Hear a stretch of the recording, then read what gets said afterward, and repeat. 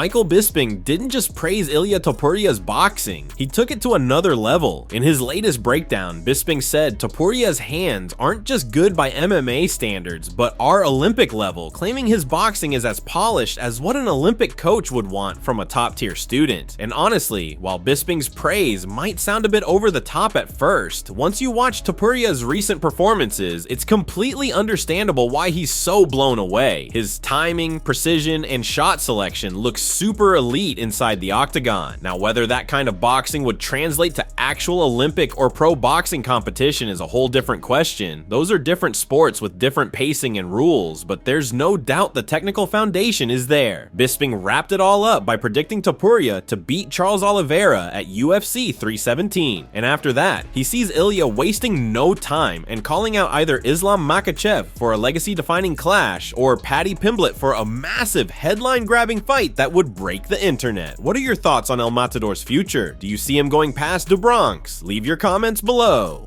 He doesn't get rocked, he doesn't take damage, he's very composed, he's very calculated, measured, right? The man just doesn't take chances, okay? He fights exactly like an Olympic level boxing coach would want him to fight. What I mean by that is that the hands are high, the chin is tucked, his body is in form, he's never off balance, he's using a lot of feints, the head's always moving, he's setting things up, he's thinking with his mind, and he's not taking chances. He doesn't just walk forward and swing like a maniac, loading up with every single shot that he throws. No, as I said, everything is textbook. There's movement, there's little twitches, there's little feints. He's constantly thinking, he's constantly analyzing his opponent and setting things up. And then when he throws, he commits. He throws in combinations. 1 to set it up, 2 does the job, 3 is the knockout shot. Mixes it up to the body, goes high, goes low, constantly moving, overloading his opponent's mind with a lot of distractions.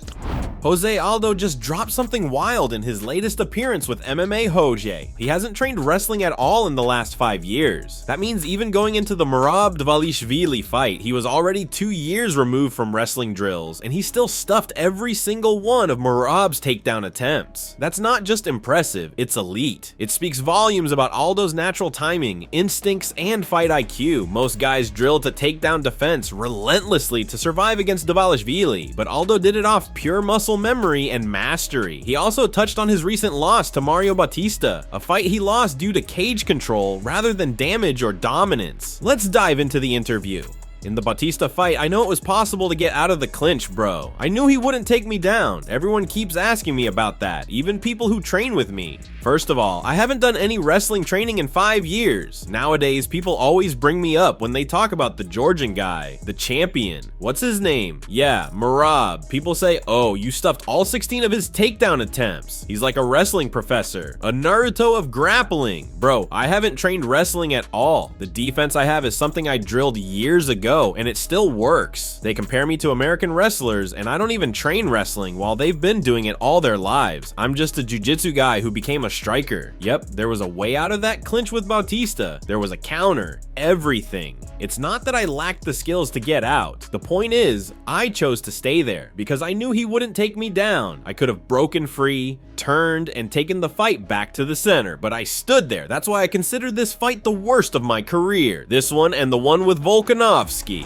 Khamzat Chimaev's intense training lifestyle might have just crossed a line. Details have emerged about a wild incident in Dubai involving Khamzat and his own training partner, who is a Dagestani Thai boxer. According to his UAE-based coach, Merab Dvalishvili, what started as a regular sparring session quickly spiraled out of control. Emotions flared, the intensity ramped up, and before long, it turned into a full-on brawl, and it didn't stop there. The altercation reportedly spilled outside the gym, drawing attention from bystanders and creating chaos beyond just training walls.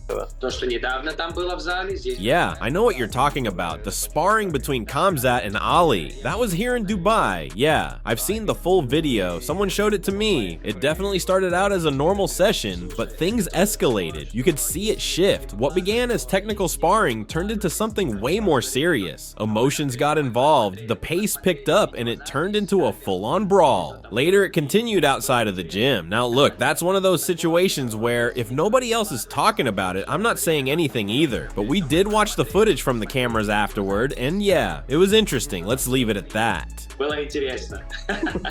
Khamzat has been living and training in Dubai for the past year, and while this isn't the first time fans have heard stories of heated sparring from him, this one's different. With his team now leaking the details and footage allegedly being passed around, fans online were quick to criticize Khamzat's aggressive gym culture. Many feel that crossing the line from hard sparring to street-style fights, even with teammates, is a sign that something needs to be reeled in. Whether this was just another example of Khamzat's all-or-nothing mentality, or a genuine breakdown in discipline, one thing is clear: it's another chapter in the increasingly controversial saga of Khamzat Chimaev.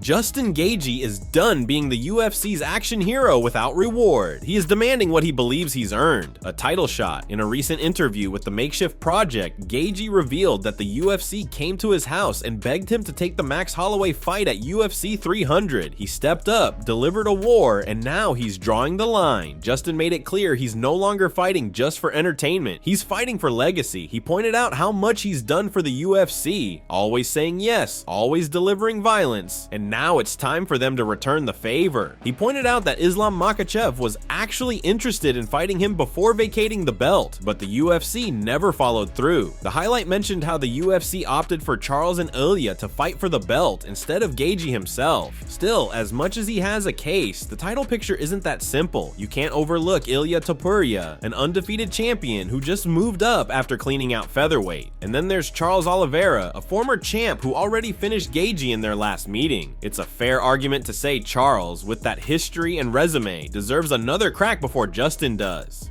I looked up online that you reportedly have at least 2 fights left on your contract. Do you have 2 fights, or you can't say, or you don't know? I don't even know. You don't know.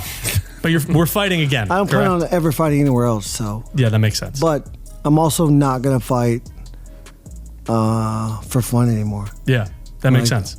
They owe me a championship fight. I'm 3-1. Last 4. They came to my house, begged me to fight Max Holloway on UFC 300. And what I consider it an exhibition fight. I don't mean that the loss is not on my record.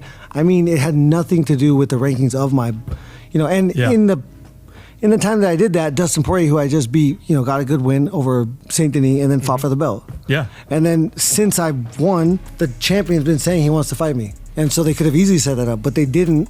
Then he vacates, and then Oliveira's 2-2 in his last fight. Already has a loss to Makhachev, and they bring a brand new guy in, and I get again. So I'm not gonna fight any of these motherfuckers for fun unless they pay me so much more money. That's it from MMA Psycho. Thanks for watching. Don't forget to leave a like and subscribe for daily MMA news.